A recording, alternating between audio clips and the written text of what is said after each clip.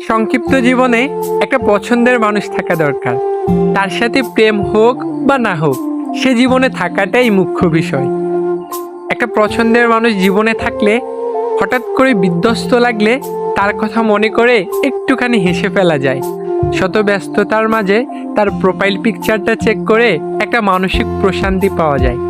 তাই প্রেম হোক বা না হোক, জীবনে একটা পছন্দের মানুষ থাকা সত্যিই খুব দরকার। এই ভিডিওতে মেনশন করুন আপনার সেই পছন্দের মানুষটাকে।